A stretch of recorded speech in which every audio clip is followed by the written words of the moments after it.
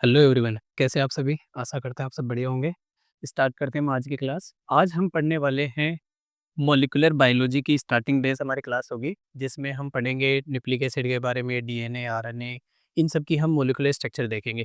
और इससे जो हमारा चैप्टर है ये 12th का है, जिसमें उसका फुल नेम है मॉलिक्यूलर बेसिस ऑफ इनहेरिटेंस। ठीक है? ये उसके जो हमारी आनुवंशिकी होते हैं उसके आणविक आधार क्या है। ठीक है? तो डीएनए की स्ट्रक्चर ये सब चीज़ें हम इसके अंदर देखेंगे। अब मॉलिक्यूलर बायोलॉजी स्टार्ट करेंगे तो सबसे पहला काम आता है उसके अंदर न्यूक्लिक एसिड को पढ़ने का। तो न्यूक्लिक एसिड के बारे में हम जानते हैं आज। न्यूक्लिक एसिड होता क्या है पहली बात तो, या सबसे पहले अपन कह सकते हैं कि न्यूक्लिक एसिड की खोज किसने करी थी, उसके बारे में हम डिस्कशन करते हैं। ये न्यूक्लिक एसिड के बारे में सबसे पहले कौन से साइंटिस्ट थे जिन्होंने बताया था। क्लियर है? तो हम देखते हैं पहला पॉइंट इसका। सबसे पहले एक साइंटिस्ट आए थे जिनका नाम था फ्रेडरिक मिस्चर 1869 में। तो 1869 में फ्रेडरिक मिस्चर ने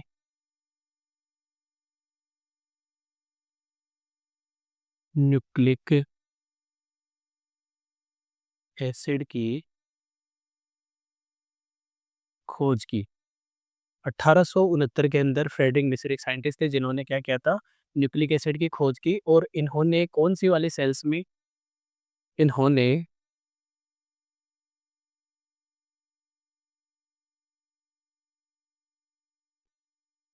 अस सेल्ड, यानी कि अपन कह सकते हैं इसको मवाद कोशिका, सेल्स या इसे कह सकते हैं अपन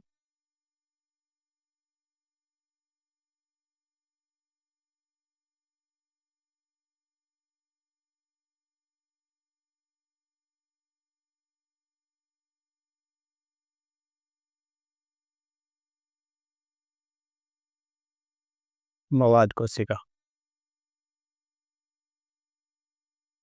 में इसकी खोज की। ठीक है? ये हमारा पहला पॉइंट है कि सबसे पहले कौन से साइंटिस्ट आए थे जिन्होंने न्यूक्लिक एसिड के बारे में खोज की थी। तो न्यूक्लिक एसिड के बारे में किसने खोज की थी? फ्रेडरिक मिस्चर ने। अब जो न्यूक्लिक एसिड जनरली कितने प्रकार का होता है? 2 प्रकार का, डीएनए और आरएनए, जिसे हम कहते हैं आनुवांशिक पदार्थ, हमारा जेनेटिक मटेरियल, जो एक सेल से दूसरी सेल के अंदर जो हमारी जेनेटिक इन्फॉर्मेशन होती है, आनुवांशिक जो सूचनाएँ होती है, उसको एक पीढ़ी से दूसरी पीढ़ी में लेके जाता है। आनुवांशिक सूचनाएँ क्या होती है? आनुवांशिक सूचनाएँ वो सूचनाएँ होती है जिसके माध्यम से हमें पता चलता है कि एक जनरेशन के बाद में दूसरी जनरेशन का जो ऑर्गेनिज़्म या जीव बनेगा, उसकी स्ट्रक्चर कैसी होगी, उसकी मेंटालिटी यानी कि उसका ब्रेन या उसके स्ट्रक्चर, बाहर से फिजियोलॉजी, मॉर्फोलॉजी, ये स्ट्रक्चर कौन डिसाइड करता है? ये सब डिसाइड होती है डीएनए के द्वारा, क्योंकि डीएनए से आरएनए बनता है, देन आरएनए से प्रोटीन। वही डिसाइड करती है हमारी बॉडी का रेगुलेशन की किस हिसाब से हमारी बॉडी स्ट्रक्चर बनेगी।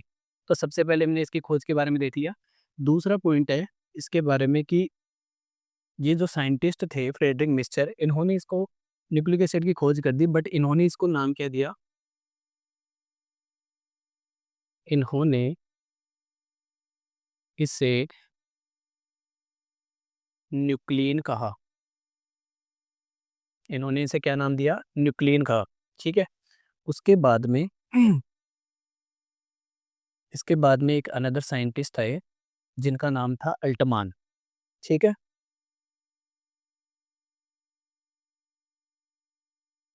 बाद में अल्टमान ने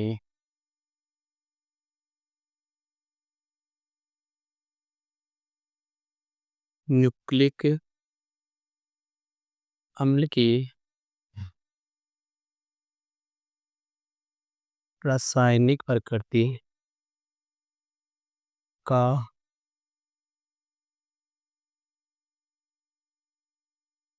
विश्लेषण किया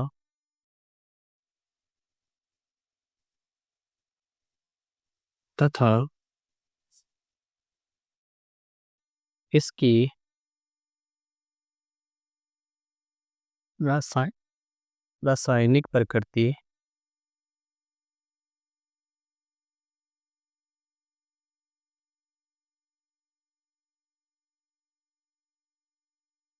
रासायनिक प्रकृति अम्लीय होने के कारण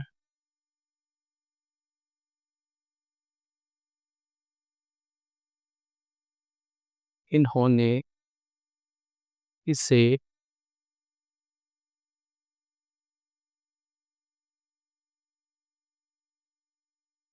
न्यूक्लिक अम्ल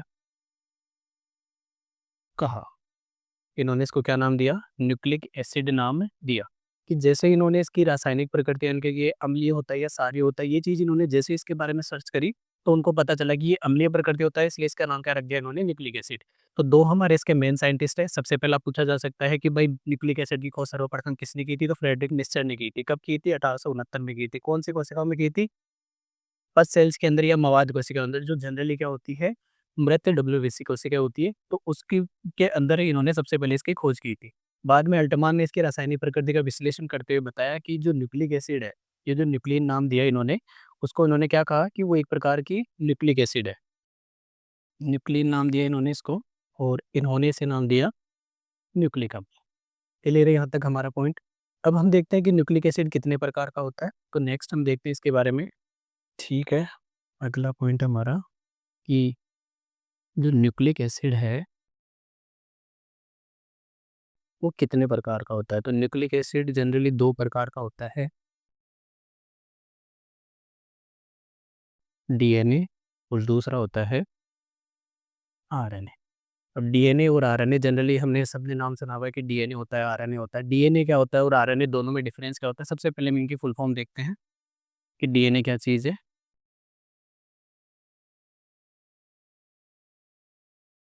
राइबोन्यूक्लिक एसिड। और ये होता है राइबोन्यूक्लिक एसिड। दोनों के अंदर डिफरेंस किस चीज़ का होता है कि इनकी जो पेंटोस शर्करा यानी कि इसके स्ट्रक्चर देखेंगे आगे हम, जिसमें क्या होता है, इसके अंदर एक ऑक्सीजन की कमी होती है जो इसके अंदर एक्स्ट्रा होता है। मेजरली जो ऑर्गेनिज्म होते हैं उनके अंदर आनुवांशिक पदार्थ क्या पाया जाता है? डीएनए पाया जाता है। आरएनए जनरली किसके अंदर पाया जाता है? वायरस के अंदर देखते हैं हम, कि जो एग्जाम्पल देखे जैसे किसमें प्रेजेंट होता है, तो ये होता है वायरस में। वायरस में दोनों हो सकते हैं, या तो डीएनए या फिर आरएनए, बट हम मेजरली क्या बोलते हैं इसके अंदर? आरएनए एज ए वायरस किसमें पाया? जेनेटिक मटेरियल किसमें होता है? वायरस के अंदर। दूसरी चीज़ हमारे पास में डीऑक्सी एसिड, तो इसका एग्जांपल हम देख सकते हैं कि ह्यूमन ह्यूमन के अंदर जेनेटिक मटेरियल क्या होता है? हमारा डीएनए। क्लियर है यहाँ तक का पॉइंट हमारा? अब नेक्स्ट हम पॉइंट देखते हैं इसके बारे में कि जो राइबोन्यूक्लिक एसिड है, उसके किस चीज़ों से मिलकर के बनता है। ठीक है, और पॉइंट देखते हैं इसके बारे में। ये जो न्यूक्लिक एसिड के बारे में, 2 प्रकार का न्यूक्लिक एसिड हो गया। अब हम देखते हैं कि न्यूक्लिक एसिड बनता किससे है? Nucleic acid. न्यूक्लिक एसिड किन चीज़ों से मिलकर के बनता है? तो न्यूक्लिक एसिड को अपन बोलते हैं न्यूक्लियोटाइड का बहुलक। किसे बोलते हैं इसको? न्यूक्लियोटाइड का बहुलक। या अपन कह सकते हैं इसे न्यूक्लिक एसिड की इकाई। न्यूक्लिक एसिड की इकाई क्या होगी? न्यूक्लियोटाइड। क्लियर है यहाँ तक का? ये बहुलक होता है, यानी कि अपन जैसे बहुलक पढ़ते हैं केमिस्ट्री के अंदर, कि एक के बाद एक यूनिट मिल करके क्या बनाती है? बहुलक बनाती है, पॉलीमर बनाती है। तो अपन से पूछा जा सकता है कि न्यूक्लिक एसिड की इकाई क्या होती है? तो न्यूक्लिक एसिड की इकाई क्या होती है हमारी? न्यूक्लियोटाइड होती है। बहुत सारे न्यूक्लियोटाइड मिल करके क्या बनाते हैं? Nucleic acid. जैसे न्यूक्लियोटाइड 4 होते हैं हमारे, जनरली जो डीएनए प्रेजेंट होते हैं वैसे 5 है। बाकी एडेनिन, गुआनिन, साइटोसिन और थाइमिन। अब थाइमिन की जगह आरएनए में आ जाता है यूरेसिल, जो हम देखते हैं अगले स्ट्रक्चर में इसके अंदर। इसके अलावा अब ये जो कंपोजिशन है इसके, कि आगे हम बता सकते हैं कि भाई न्यूक्लियोटाइड क्या होता है या ये बनता किस चीज़ से है। तो नेक्स्ट हम जैसे पॉइंट लिख सकते हैं इसके अंदर, भाई न्यूक्लियोटाइड की चीज़ हो गई। अगला हम इसके अंदर देखते हैं, न्यूक्लिक एसिड है वो बनता है न्यूक्लियोटाइड से मिलकर। किससे मिलकर के बनता है? न्यूक्लियोटाइड से मिलकर के बनता है। या अपन पॉलीमर बता सकते हैं न्यूक्लियोटाइड का। अब न्यूक्लियोटाइड क्या होता है वो चीज़ देखो। न्यूक्लियोटाइड जनरली 3 कंपाउंड से मिलकर के बनता है इसके अंदर। एक तो सबसे पहला आता है हमारे पास में इसके अंदर, हमने बोला है शर्करा आती है, शुगर। तो एक प्रकार से अपन कह सकते हैं इसके अंदर कौन-सी चीज़ आएगी सबसे पहला? पेंटोज शर्करा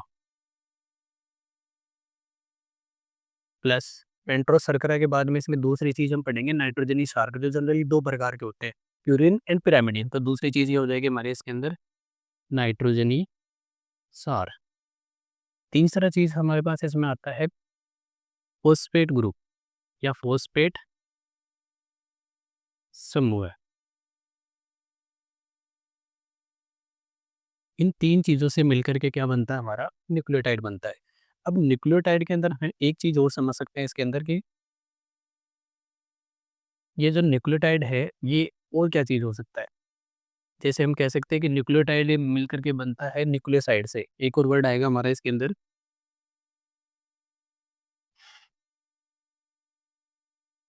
न्यूक्लियोसाइड, न्यूक्लियोसाइड है ना? तो न्यूक्लियोसाइड मिलकर के बनता है। अगर हम इस फॉस्फेट समूह को हटा देते हैं, तो हमारे पास में क्या बचेगा? ओनली पेंटोज शर्करा प्लस नाइट्रोजनी क्षार। इन दोनों से मिलकर के बनता है न्यूक्लियोसाइड। तो हम डायरेक्टली अपन क्या कह सकते हैं कि एक न्यूक्लियोटाइड क्या होता है?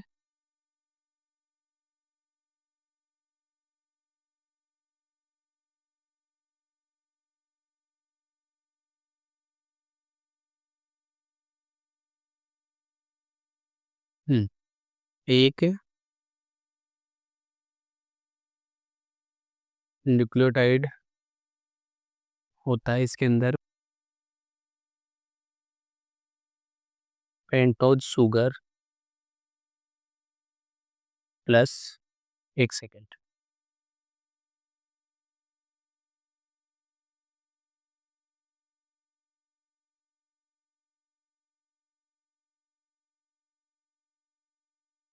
न्यूक्लियोसाइड प्लस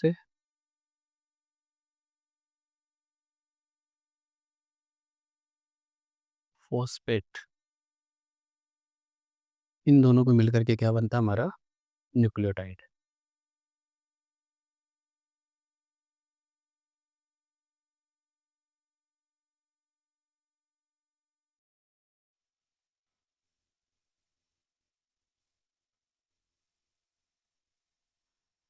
होपफुली यहाँ तक सारी चीज़ें में क्लियर हो गई होगी। एक बार हम वापस से स्टार्टिंग से इसमें देख लेते हैं। ये तो चलो खोज का है, इसके बारे में यहाँ से देखो। डीएनए 2 प्रकार के होते हैं। ये सॉरी न्यूक्लिक एसिड 2 प्रकार का हमारा, जिसमें क्या है, एक तो हमारा डीएनए, दूसरा होता है आरएनए। डीएनए की फुल फॉर्म क्या होती है? Deoxyribonucleic acid. और आरएनए की फुल फॉर्म क्या होती है? Ribonucleic acid. उसके अलावा हम नेक्स्ट पॉइंट देखते हैं इसके बारे में कि जो न्यूक्लिक एसिड है वो किन चीज़ों से मिलकर के बनता है, उसकी इकाई क्या होती है। तो न्यूक्लियोटाइड मिलता है यूनिट, यूनिट बोले तो यूनिट होती है इसकी न्यूक्लियोटाइड। बहुत सारे न्यूक्लियोटाइड एक के बाद एक जुड़ करके क्या बनाते हैं इसके अंदर न्यूक्लिक एसिड। हम देखेंगे बॉन्डिंग कौन सी होती है आगे, इसके अंदर काफ़ी चीज़ें आएगी। और न्यूक्लियोटाइड है, इसकी जो यूनिट है वो किन चीज़ों से मिलकर के बनती है, उसमें 3 चीज़ें आती है। पहला आता है पेंटोज शर्करा, जो होती है राइबोज शर्करा, ठीक है। दूसरा उसके अंदर आता है नाइट्रोजनी बेस, 2 प्रकार के होते हैं, प्यूरिन एंड पिरामिडिन। तीसरी चीज़ इसके अंदर फॉस्फेट ग्रुप, जो हम इसके अंदर बॉन्डिंग होती है। उसके अलावा अगर हम इन 2 को आपस में जोड़ देते हैं तो बनता है न्यूक्लियोसाइड। पेंटोज शर्करा प्लस नाइट्रोजन साथ दोनों मिलकर के क्या बनाते हैं? न्यूक्लियोसाइड। अब न्यूक्लियोटाइड के अंदर हम इन दोनों की जगह अगर न्यूक्लियोसाइड रख सकते हैं तो ये चीज़ हमारी हो जाएगी फाइनल की न्यूक्लियोटाइड इज इक्वल टू क्या होती है? न्यूक्लियोसाइड प्लस फॉस्फेट समूह। ठीक है, यहाँ तक का होपफुली क्लियर है। अब हम देखते हैं एक-एक चीज़ का इसके अंदर स्ट्रक्चर। क्लियर है? तो नेक्स्ट पॉइंट हमारा सबसे पहले है इसके अंदर फॉस्फेट ग्रुप। ये जो फॉस्फेट ग्रुप है वो किससे मिलकर के बनता है? तो फॉस्फेट ग्रुप की स्ट्रक्चर देख लेते हैं अपन। सबसे पहले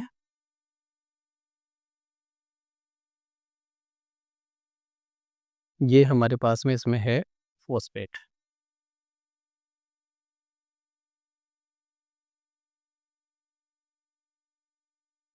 फॉस्फेट, फॉस्फेट का जनरली जो फॉर्मूला होता है इसमें फॉस्फोरिक एसिड आता है। कौन सा एसिड होगा इसमें?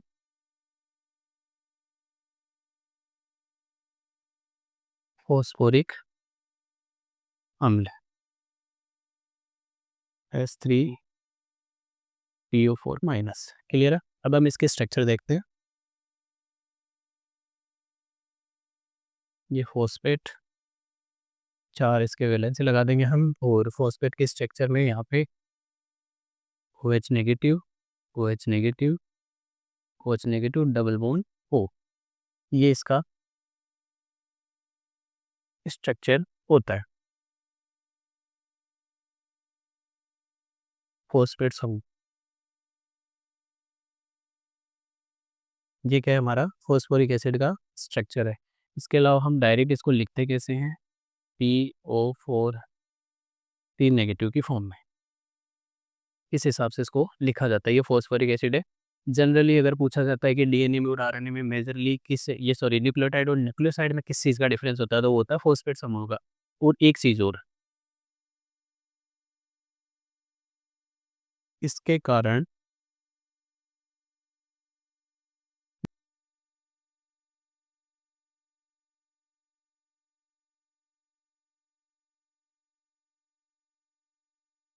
नावेसित होता है। अब मेजरली पूछा जा सकता है कि डीएनए के ऊपर कौन सा वाला चार्ज होता है, तो डीएनए होता है ऋणावेशित। ऋणावेशित किस वजह से होता है, इस फॉस्फेट ग्रुप की वजह से डीएनए ऋणावेशित हो सकता है।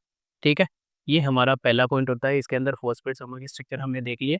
नेक्स्ट हम जैसे स्ट्रक्चर इसके अंदर देख रहे थे और कौन सी चीज़ से मिलकर के बना है, हमने देखा इसके अंदर फॉस्फेट ग्रुप। अब जैसे नाइट्रोजन इशारा है, पेंटोस शर्करा है, तो 2 पॉइंट और बच रहे हैं हमारे। तो सेकेंड हम स्ट्रक्चर देखते हैं इसके बारे में।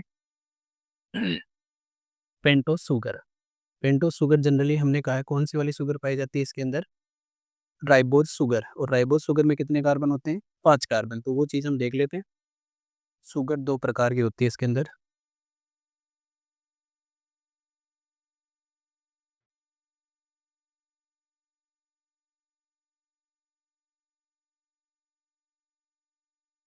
राइबोज शुगर और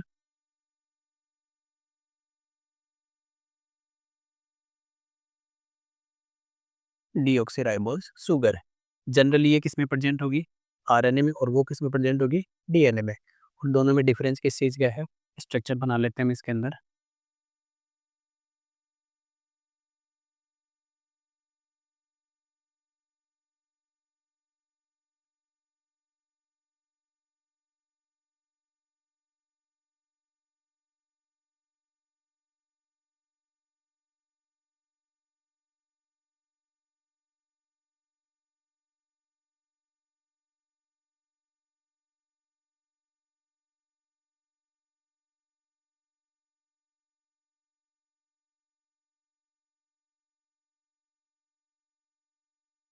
पांच कार्बन होते हैं इसके पास में।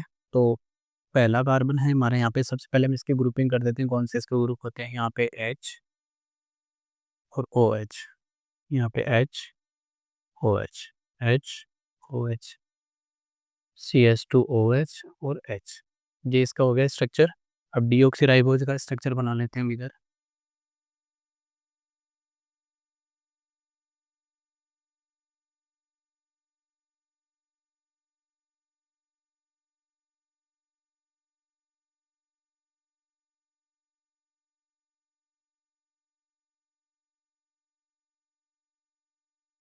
दोनों में एक चीज़ का डिफरेंस है इसके अंदर, वो चीज़ देखो। यहाँ से हम इसकी नंबरिंग करते हैं, फर्स्ट, सेकंड, थर्ड, फोर्थ और ये फिफ्थ। 5 कार्बन का हो गया। 5 कार्बन के नाइट्रोजन क्षार यहाँ पे पेंटोस शुगर है, उसके अंदर देखो राइबोस शुगर में और इसमें क्या डिफरेंस है, इसके अंदर भी नंबरिंग कर देते हैं हम, फर्स्ट, सेकंड, थर्ड, फोर्थ और फिफ्थ। ये जो सेकंड नंबर का कार्बन है, इसके अंदर तुम देख रहे हो यहाँ पे हाइड्रोक्सिल OH ग्रुप प्रेजेंट, और यहाँ पे एसिड की कमी है। यहाँ पे ऑक्सीजन की कमी होने के कारण एक वर्ड लगता है डीऑक्सी। ठीक है, डीऑक्सी, डी का मतलब यहाँ पे कमी, तो ऑक्सीजन की जहाँ पे कमी होती है उसको अपन क्या बोलते हैं, डीऑक्सी शुगर। ठीक है, और यहाँ पे ऑक्सीजन प्रेजेंट ऑलरेडी, तो इसमें क्या क्या डिफरेंस चीज का होता है, पहला हम देख लेते हैं इसके अंदर कि ये जो चीज है किसमें उपस्थित होती है। तो इसमें पहला पॉइंट तुम लिखोगे, ये पाई जाती है आरएनए में उपस्थित। ये किसमें पाई जाती है, डीएनए में उपस्थित। एक डिफरेंस हो गया दोनों का। दूसरी चीज देखते हैं हम इसके पास में, इसके पास हाइड्रोक्सिल समूह, उसके पास हाइड्रोक्सिल समूह नहीं है। तो क्या लिखेंगे, OH नेगेटिव, OH समूह है उपस्थित, और किस पे होता है, सेकंड कार्बन पर। इसमें OH समूह है अनुपस्थित, और किस चीज़ पे है वो भी सेकंड कार्बन पे। दो डिफरेंस हमारे हो गए इसके अंदर। उसके अलावा इसका जनरली फॉर्मूला क्या होता है?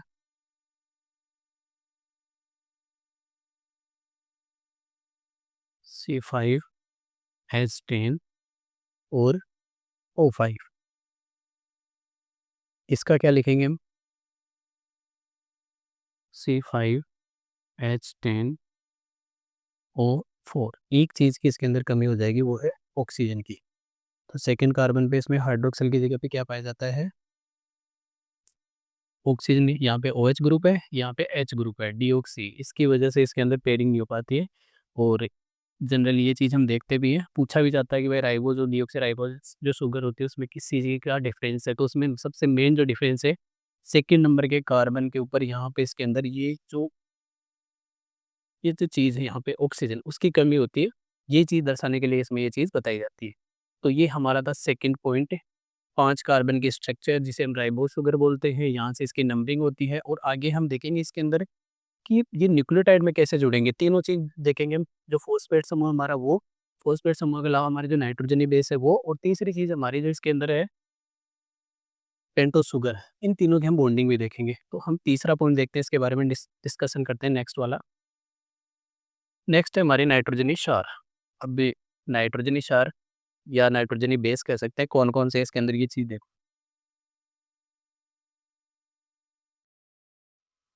दो प्रकार के नाइट्रोजनी क्षार होते हैं। कितने प्रकार के होते हैं? दो प्रकार के। पहला कौन सा है हमारे इसके अंदर? प्यूरिन। दूसरा है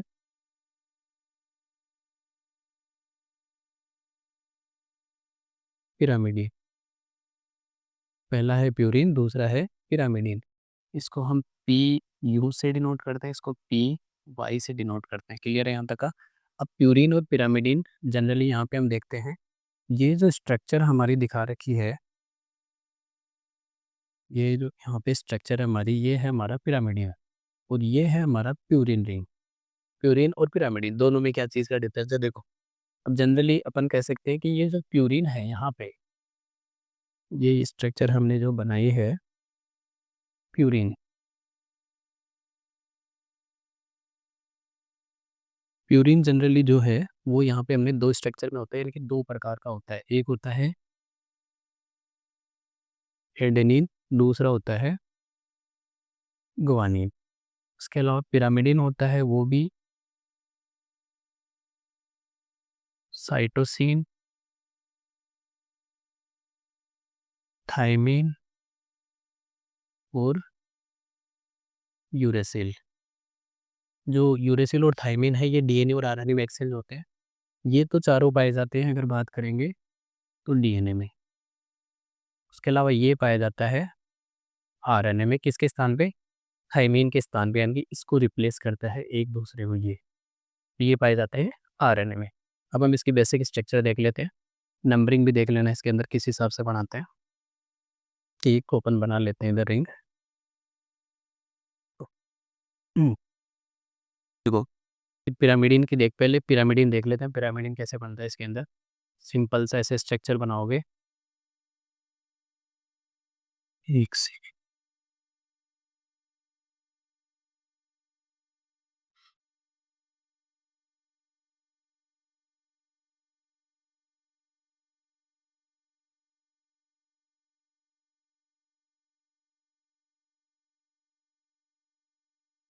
ये वाला है इसका प्यूरिन का स्ट्रक्चर। यहाँ से हम इसकी नंबरिंग करते हैं, नंबर 1, यहाँ से 2, यहाँ से 3, यहाँ से 4, यहाँ से 5 और यहाँ से 6। ये तो होता है पिरामिडिन रिंग।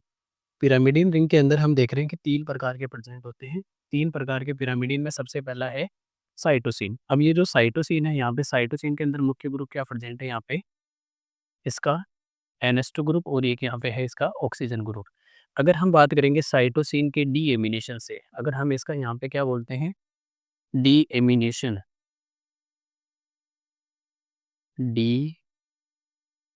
डीएमिनेशन, यानी कि अपन कह सकते हैं कि विअमोनीकरण। डीएमिनेशन जब करवाते हैं तो उससे क्या बनता है हमारा यूरेसिल। अगर यूरेसिल की जो स्ट्रक्चर है, यूरेसिल का अगर हम करवा देते हैं इसके अंदर क्या चीज़, मिथाइलेशन, तो उससे क्या बोलते हैं अपन, थाइमीन। अब देखो, ये वाली यहाँ पे पिरामिडियन रिंग हमने बना ली है, इसके अंदर अगर यहाँ पे हम NH2 ग्रुप लगा दें, पहला तो NH2 ग्रुप, और यहाँ पे लगा देंगे ऑक्सीजन, तो बन जाएगा साइटोसिन। और अगर इस चीज़ को हम हटा दें, NH2 ग्रुप को हटा देंगे, सेकंड वाले में देखो यहाँ पे ऑक्सीजन ग्रुप प्रेजेंट है, यहाँ पे भी ऑक्सीजन ग्रुप है, तो इसको बोलते हैं यूरेसिल।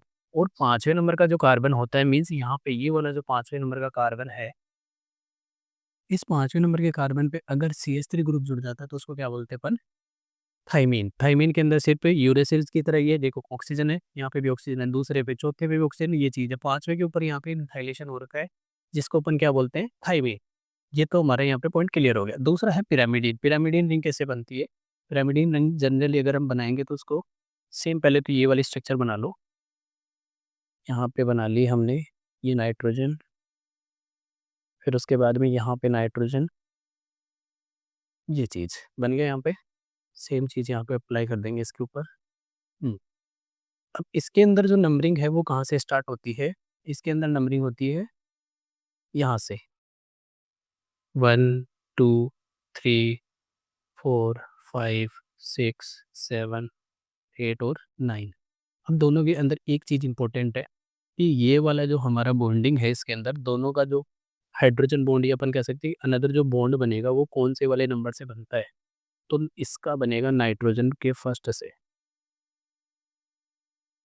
इससे बनेगा नाइट्रोजन के फर्स्ट से क्या बनता है, इसके अंदर जो अगला हम जो बॉन्डिंग करवाएंगे अभी देखेंगे नेक्स्ट, फर्स्ट नाइट्रोजन से जुड़ता है और इसके अंदर जुड़ता है नाइन्थ नंबर के नाइट्रोजन से बॉन्डिंग करेगा। ये स्ट्रक्चर देखोगे दोनों के अंदर सेम चीज़ है। यहाँ पे ग्रुप की चेंजिंग सिर्फ इधर वाले में कुछ चेंज नहीं होता, एक यहाँ पे इंपॉर्टेंट है ये ग्रुप, सेम चीज़ इसके अंदर यहाँ पे नाइट्रोजन, ये चीज़ है। तो ये वाले स्ट्रक्चर देख लेना, स्ट्रक्चर से ज़्यादा हमें नाम इंपॉर्टेंट है, नाम याद होने चाहिए। उसके अलावा ये दो चीज़ें याद होनी चाहिए कि इसके अंदर मिथाइलेशन में कहाँ पे मिथाइल ग्रुप प्रेजेंट होता है, ये चीज़ पूछी जा सकती है। उसके अलावा बॉन्डिंग, अगर पिरामिडीन है तो नाइट्रोजन की अपन कह सकते हैं कि फर्स्ट नंबर का जो कार्बन होगा उसके अंदर से बॉन्डिंग करेगा, और इसमें 9th नंबर के नाइट्रोजन से, इसके अंदर फर्स्ट नंबर के नाइट्रोजन से। ये चीज़ हम देखते हैं आगे, बॉन्डिंग करवाएंगे अभी। नेक्स्ट नेक्स्ट देखो, अब हम पढ़ेंगे न्यूक्लियोटाइड एंड न्यूक्लियोसाइड क्या होते हैं। जैसे जनरली हमने तीनों कंपोजिशन पढ़ ली कि कौन कौन सी चीज़ें आती है।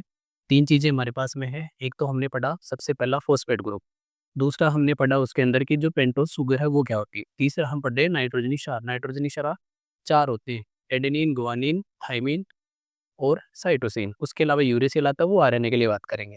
अब न्यूक्लियोसाइड को देखो बॉन्डिंग कैसे होती है, यहाँ पे हमने बना भी रखा है, बाकी हम देखते हैं बना के इसको कैसे बनाएंगे। सिंपल सा समझने का तरीका देख लेना। सबसे पहले क्या बनाओगे इसके अंदर,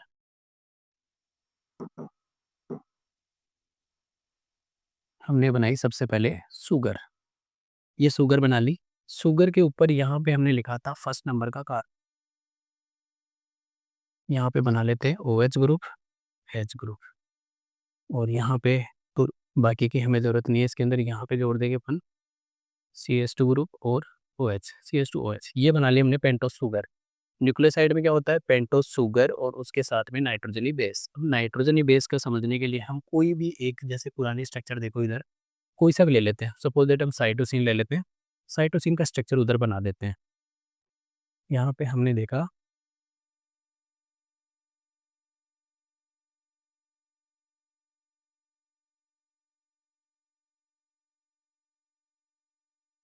यहाँ पे ये चीज़ बना दोगे, ये बन गया।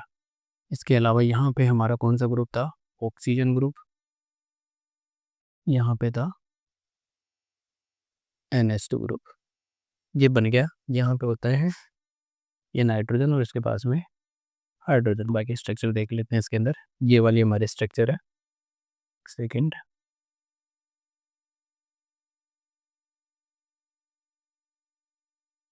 ये वाली बॉन्डिंग रहेगी इसके पास। अब देखो इसमें बॉन्डिंग कैसे होगी, नाइट्रोजन के पास 3 वैलेंसी होती है, कार्बन के पास 4 होती है, यहाँ पे कार्बन प्रेजेंट होगा। अब बॉन्डिंग कौन सी होगी, पहली बात तो देखो यहाँ पे ये जो बॉन्ड तुम्हें दिख रहा है, यहाँ से ये चीज़, यहाँ से ये वाले, दूसरे पेन से ले लेते हैं अपन इसको, यहाँ पे ये जो बॉन्डिंग है, ये H2O मॉलिक्यूल यहाँ से बाहर निकल जाएगा। जब H2O मॉलिक्यूल बाहर निकल जाएगा और यहाँ पे बॉन्डिंग करने के लिए कौन-सा, पहली बात तो शुगर कौन-सा बॉन्ड बनाती है किसी के भी साथ बनाए चाहे, शुगर बॉन्ड बनाती है ग्लाइकोसिडिक बॉन्ड। ग्लाइकोसिडिक बंध कौन-सा बॉन्ड बनाएगी?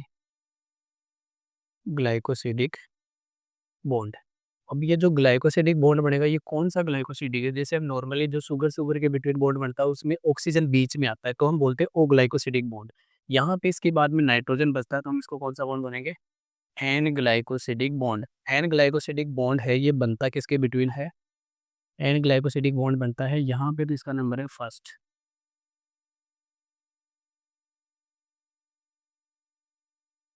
पेंटोज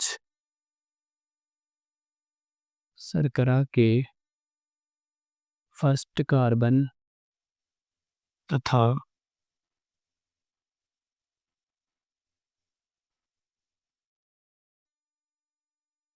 पिरामिडीन के ninth nitrogen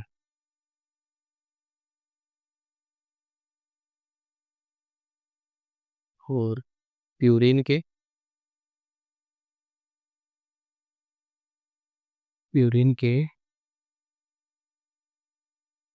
first nitrogen.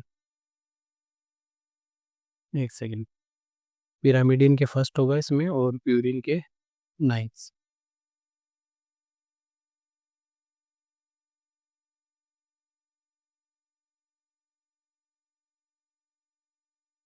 First और इसमें आ जाएगा हमारा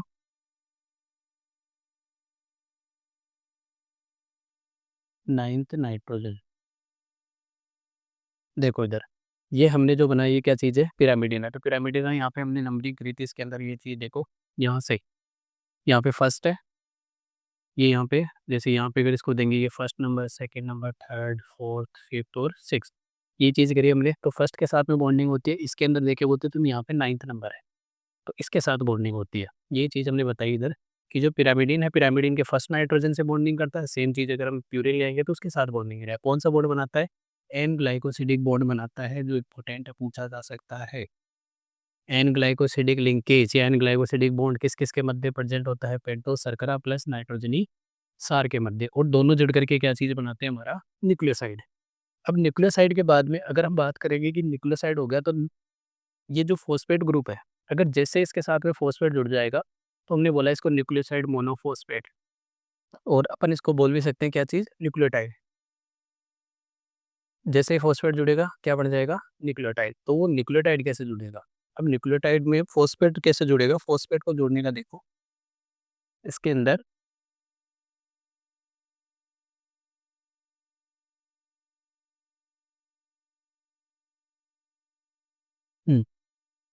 स्ट्रक्चर बना लेते हैं हम।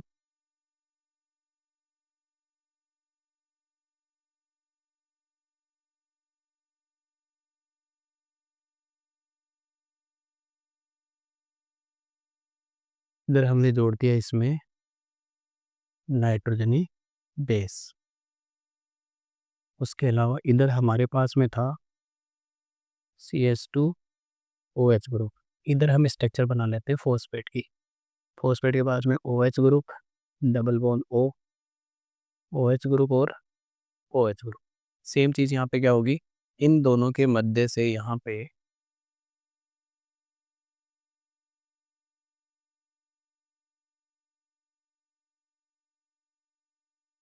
ये H2O बाहर निकल जाएगा, और जैसे H2O बाहर निकलेगा, बॉन्ड कौन सा बनेगा इसके अंदर? हमारा यहाँ पे बॉन्ड बनता है फॉस्फो एस्टर बॉन्ड। कौन सा बॉन्ड आएगा?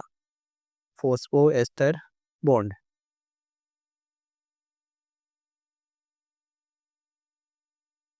क्योंकि जैसे तुमने पढ़ा होगा इसके अंदर ऑक्सीजन वाला और ये चीज़ आती है, तो ऑक्सीजन जैसे बीच में आती है तो कौन सा बॉन्ड बनेगा? फॉस्फो एस्टर बंध, ये यहाँ पे इसमें बीच बिटवीन बनेगा। और ये कौन सा बॉन्ड है हमारा? N glycosidic bond.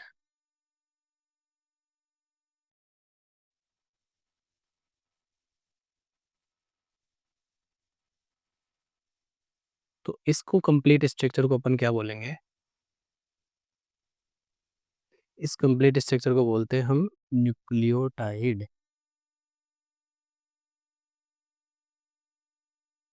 इसको बोलते हैं अपन न्यूक्लियोटाइड। क्लियर है? ये हमारी बेसिक स्ट्रक्चर यहाँ पे कंप्लीट होती है। इसके बाद में हमारा जो नेक्स्ट पॉइंट है, हम देखते हैं न्यूक्लियोटाइड और न्यूक्लियोसाइड के टाइप्स, कि किस हिसाब से इनके टाइप होते हैं। तो वो चीज़ हम देख लेते हैं। ठीक है, देखते हैं इसके बारे में। ये चीज़ है इसके अंदर कि हमारे जो नाइट्रोजनी क्षार है, पहले वो देखते हैं कितने होते हैं। तो पहला हमारा पॉइंट है इसमें नाइट्रोजनी क्षार। पहला पहला आता है एडेनिन। दूसरा है गुआनिन। तीसरा है साइटोसिन। चौथा है थाइमिन। पांचवा है यूरेसिल। ये चारों पांचों के स्ट्रक्चर हम देख चुके हैं। एडेनिन को हम ए से डिनोट करते हैं, गुआनिन को हम जी से डिनोट करते हैं, साइटोसिन को सी से, थाइमिन को टी से और यूरेसिल को यू से। अब हम इसको अगर न्यूक्लियोसाइड की फॉर्म में बोलेंगे तो न्यूक्लियोसाइड की फॉर्म में इसको क्या बोला जाता है, या न्यूक्लियोटाइड की फॉर्म। कई बार एग्जाम में क्वेश्चन पूछा जाता है कि भाई जो इनमें से फॉलोइंग में से न्यूक्लियोसाइड है या न्यूक्लियोटाइड है, तो हमें नाम दिए जाते हैं उसमें। तो नाम का डिफरेंस देख लेते हैं, कौन सा क्या चीज़ है। कि जनरली एडेनिन देखे तो एडेनिन क्या है, एक प्रकार का नाइट्रोजन ही बेस है। बट अगर हम बात करेंगे एडिनोसिन क्या है, तो एडिनोसिन हो जाता है हमारा न्यूक्लियोसाइड। और हम उसके अंदर न्यूक्लियोटाइड की बात करेंगे तो अपन बात करेंगे इसमें तो आ जाएगा एडेनोसिन ट्राइफॉस्फेट या डाइफॉस्फेट। तो उसके लिए क्या हो जाएगा न्यूक्लियोटाइड, या फिर बोलेंगे एडेनिलिक एसिड। तो उस फॉर्म में क्या हो जाता है न्यूक्लियोटाइड। तो ये डिफरेंस हम देख लेते हैं। तो इसको क्या बोलेंगे अपन, डीएनए की फॉर्म में देख रहे हैं तो इसको बोलेंगे अपन डीऑक्सी एडिनोसिन।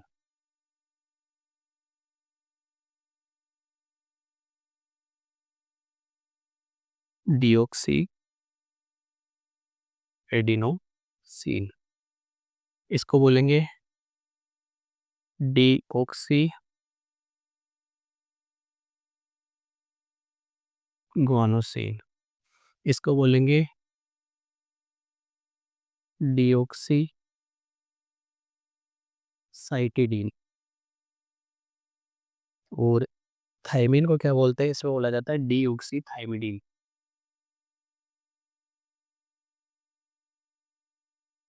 डीऑक्सी थायमिडीन कहा जाता है इसे। उसके अलावा यूरेसिल आता है। तो यूरेसिल जनरली किसमें प्रेजेंट होता है, आरएनए में प्रेजेंट होता है। इसको इसलिए क्या बोला जाता है, इसको यूरिडीन। सिंपली क्या लिखेंगे इसके लिए, यूरिडीन। अब यही चीज़ है जो हमारी बाकी सब में, अगर आरएनए की फॉर्म में बात करेंगे तो डीऑक्सी वर्ड हट जाएगा, बाकी किसके लिए आ जाएंगे, आरएनए के लिए आ जाएंगे। अगर डीएनए की बात करेंगे तो डीऑक्सी वर्ड आगे लगेगा। बस इतना सा डिफरेंस है हमारा इसके अंदर। और अगर हम अब इसमें न्यूक्लियोटाइड की बात करेंगे तो कैसा लिखेंगे,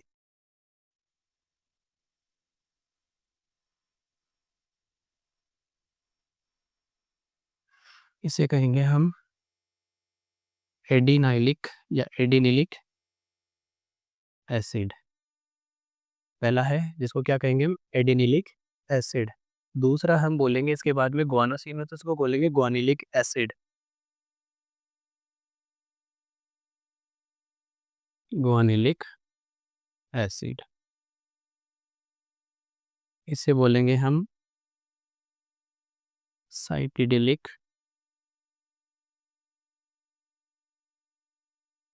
एसिड।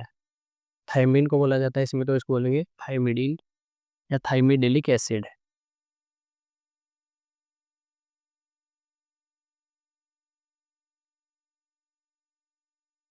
और यूरेसिल या यूरिडीन के लिए बोला जाता है यूरिडिलिक एसिड।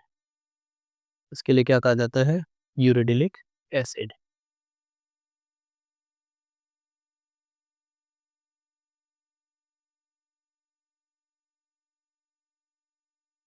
शॉर्ट में हम इसको लिख सकते हैं एएमपी, जीएमपी, सीएमपी, टीएमपी और यूएमपी। क्लियर है यहाँ तक है हमारे पॉइंट? कौन कौन सी चीज़ें हमारे पास में इसमें देखो, 5 हमारे नाइट्रोजन वैसे adenine, guanine, cytosine, thymine, uracil, AGCTU, ठीक है? ये पाया जाता है ओनली आरएनए में, ये बाकी के 4 होते हैं डीएनए में। ये आरएनए में थाइमिन नहीं पाया जाता और उसके बजाय में क्या पाया जाता है? यूरेसिल। बस ये सीधा नंबर रखना है इसमें।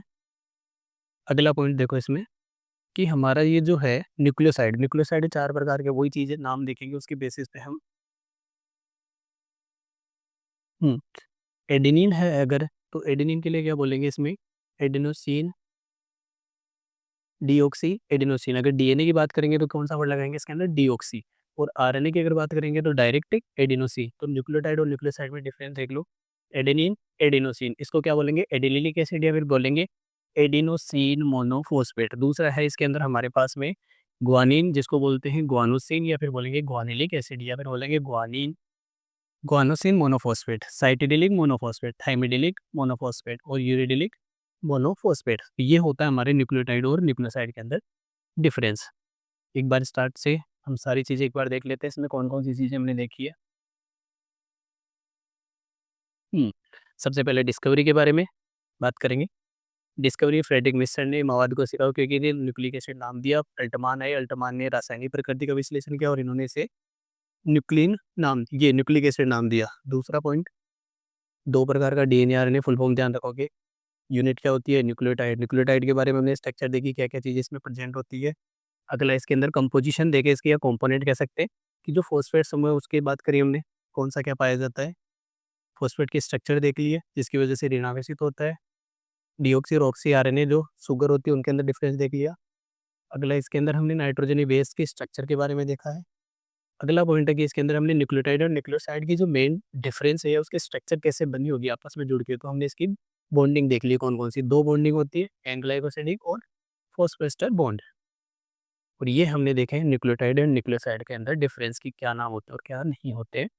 आज की क्लास के लिए इतना ही, बाकी का हम देखते हैं नेक्स्ट क्लास के अंदर डीएनए की स्ट्रक्चर कैसे बनती है। कैसे हम, जैसे अभी तक हमने क्या करा है, सबसे पहले हमने देखा कि पेंटोस शुगर क्या होती है, फॉस्फेट समूह क्या होता है, नाइट्रोजनी बेस क्या होते हैं। इन तीनों को जोड़ के हमने बना दिया न्यूक्लियोटाइड। अब हम देखेंगे एक न्यूक्लियोटाइड से दूसरा न्यूक्लियोटाइड कैसे जुड़ता है। न्यूक्लियोटाइड्स आपस में जुड़ करके बनाएंगे कि स्ट्रैंड, डीएनए स्ट्रैंड, या अपन कह सकते हैं एक श्रृंखला बनाएंगे। उन दोनों श्रृंखलाओं को आपस में जोड़ करके बनाएंगे हम डबल स्ट्रैंडेड डीएनए, यानी कि द्विरुज्जीय डीएनए। वो हम देखेंगे नेक्स्ट क्लास में। आज के लिए इतना ही। Thank you so much.